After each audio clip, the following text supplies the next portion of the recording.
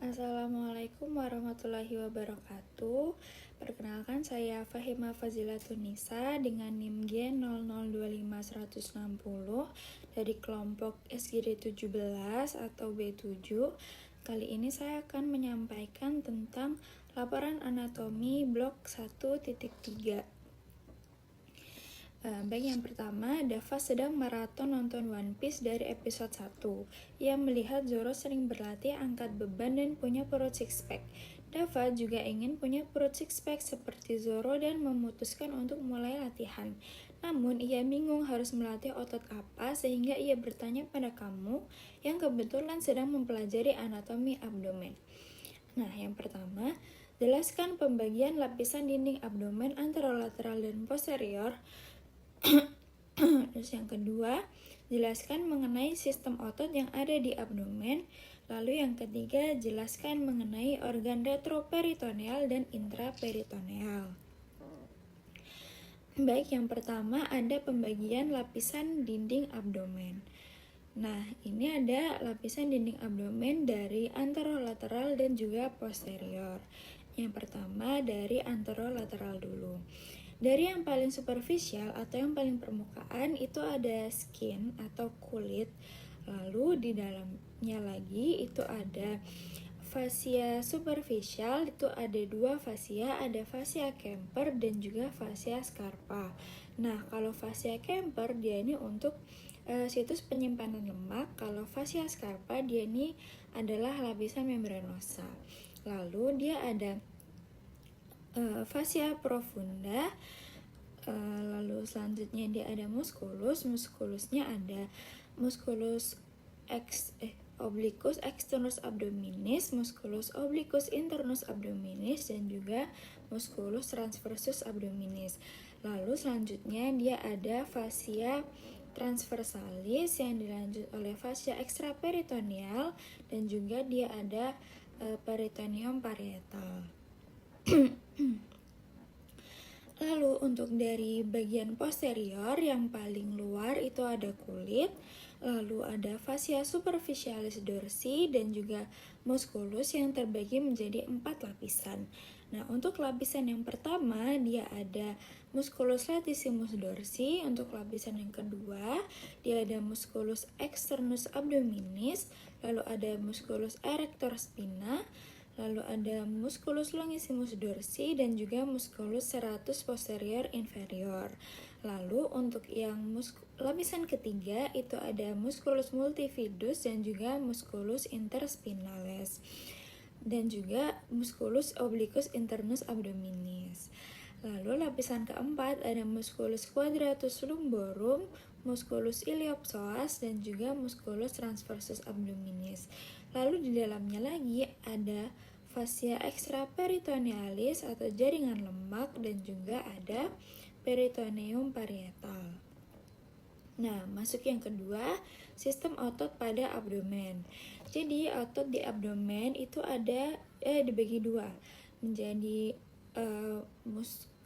sistem otot atau musculus yang datar atau yang flat muscle dan juga ada yang vertical muscle. Nah, untuk yang flat muscle dia itu ada 3.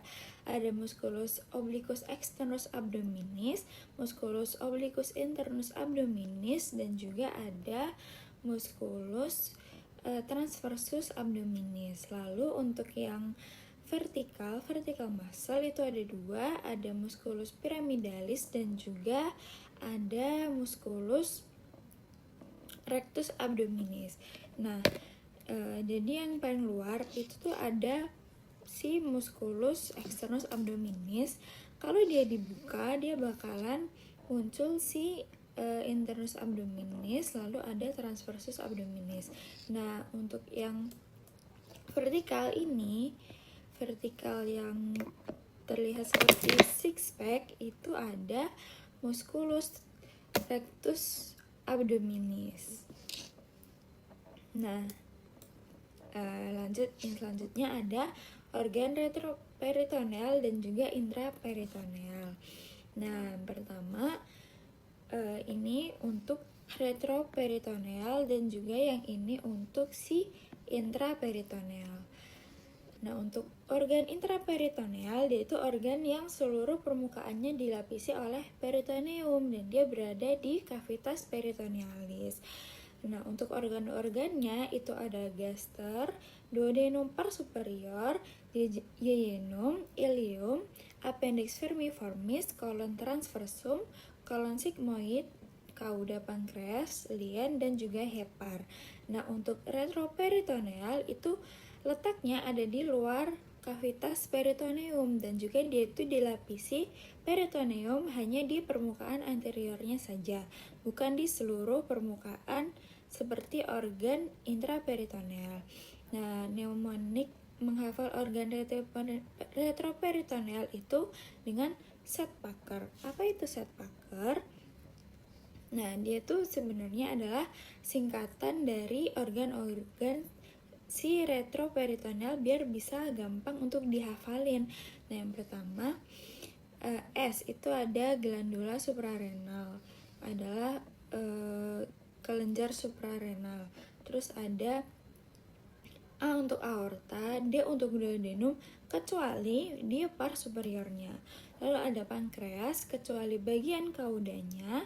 Lalu ada ureter, colon ascendens, colon ascendens dan juga colon descendens. Lalu ada kidney atau ginjal, esophagus, dan yang terakhir ada rektum.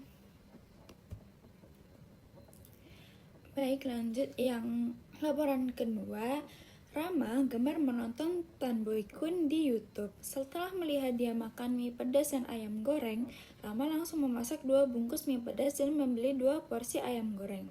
Keesokan harinya, Rama curhat ke kamu karena merasakan sakit perut hingga kerongkongannya terasa panas.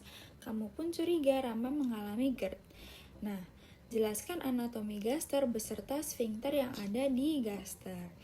Jadi, gaster itu dibagi menjadi 4 bagian. Yang pertama itu ada bagian fundus atau yang berbentuk seperti kubah, lalu ada pars cardiac di sini, lalu ada korpus atau badan, lalu ada pars pylorus. Nah, pylorus ini ada 2, ada pilorik yang antrum sama yang kanal pylorus. Nah, terus si gaster itu punya omentum. Ada 2 omentum, ada omentum minus dan juga omentum majus. Nah, untuk si omentum minus itu letaknya ada di dalam yang bagian curvatura gastrica minus yang kecil. Itu ada ligamentum hepatoduodenal yang isinya ada vena porta hepatis, arteri hepatica propria, ductus choledocus, dan juga plexus hepaticus. Lalu dia itu ada ligamentum gastrohepaticum. Nah, selanjutnya ada omentum maius. Omentum maius tuh ada yang di luar yang besar. Nah, untuk yang omentum maius dia ada 4 ligamen. Ada ligamentum gastrocolica, ligamentum gastrifrenica, ligamentum gastrolienal, dan juga ligamentum splenorenal. Lalu untuk sphincternya, dia itu seperti pintu, dia punya 2. Yang pertama ada lower esophageal sphincter, itu batas antara si esofagus dan juga si gaster. Nah, fungsinya untuk mengatur masuknya makanan dari esofagus ke lambung dan juga mencegah reflux asam lambung ke esofagus. Nah, kalau dia lemah, dia akan mengalami GERD atau reflux asam. Jadi si asamnya ini bisa balik ke si esofagus lagi kalau misal si LES atau lower esophageal sphincternya ini tuh lemah. Lalu yang kedua ada pyloric sphincter atau sphincter pylorus. Nah, dia letaknya ada di bagian perbatasan gaster dan juga duodenum. Dia istilahnya kayak pintu keluarnya.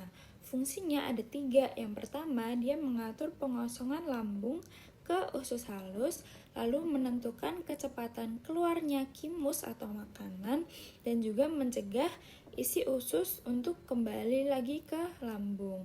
Nah, kalau misalnya dia mengalami gangguan, itu ada stenosis pylorus dan akan menyebabkan muntah menyemprot pada bayi. Baik, untuk yang laporan ketiga. Raka, seorang siswa kelas 11, merasa perutnya sakit sejak pagi. Awalnya, rasa nyeri muncul di sekitar pusar dan hanya terasa seperti kram ringan. Namun, beberapa jam kemudian, nyeri tersebut berpindah ke bagian kanan bawah perut dan semakin tajam.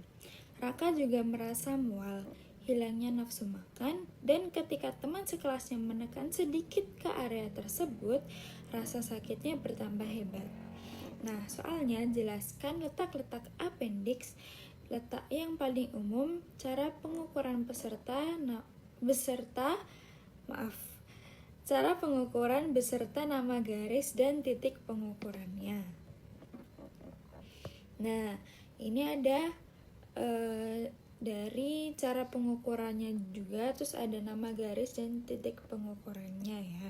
Jadi yang pertama itu menurut garis Monroe-Pichter. Itulah. Dia diukur dari sias dextra ke umbilikus, si umbilikus. Nah, dia tuh pangkalnya terletak di sepertiga lateral garis Monroe-Pichter yang disebut titik McBurney. Ini ada titik McBurney. Terus yang kedua itu ada menurut garis Lanz. Nah, dia diukur dari sias dextra sampai ke sias sinistra. Nah, ujung appendixnya itu ada di 1/6 lateral dextra. Nah, terus dia ada posisi-posisinya. Nah, posisi-posisinya ini ada 1, 2, 3, 4, 5. Nah, yang pertama, bentuk yang paling umum itu adalah appendix retrocekal. Nah, itulah. Dia letaknya di belakang sekum mengarah ke atas, atau ini. Dia ada di, kalau diibaratkan dari jarum jam, dia tuh ada di jam 11 di bagian sini. Dia arahnya ke atas nih, kayak gini. Dan dia bentuknya paling umum. Terus yang kedua ada post ilialis. Post ilialis itu letaknya lebih ngarah ke sinistra atau ke kiri, dan dia tuh ada di belakang ileum dan mesenterium. Post ilialis atau yang ini nih, kalau disamakan kayak jarum jam, dia tuh di jam 1 atau jam 2 lah. Ini jam 1 atau jam 2. Terus ada appendix pelvis atau pelvicum. Jadi arahnya ke bawah. Terus dia ngelewatin psoas mayor dengan ujungnya melebihi tepi atas panggul bawah. Dia kalau misal ibaratin kayak jarum jam, dia tuh di jam 5 ke bawah. Terus ada appendix preileal. Nah, untuk preileal itu yang warnanya hijau ini. Dia letaknya lebih mengarah ke kiri juga, sama kayak si post ileal, dan dia tuh di depan ileum dan mesenterium. Kalau yang tadi post ileal itu kan ada di belakang si ileum dan mesenterium ya. Kalau di preileal dia tuh ada di depan ileum dan mesenterium. Nah, kalau diibaratkan kayak jarum jam, dia tuh di jam 1 tuh jam 2, sama kayak si pos, cuma bedanya dia di depan, kalau si pos di belakang si ileum dan mesenterium. Nah, terus yang terakhir itu ada subsekal. Nah, untuk subsekal dia tuh letaknya di descendens ke caudal atau di ini nih. Nih yang warna ungu. Nah, kalau dia itu kalau diibaratkan di jarum jam itu dia di jam 6. Gitu.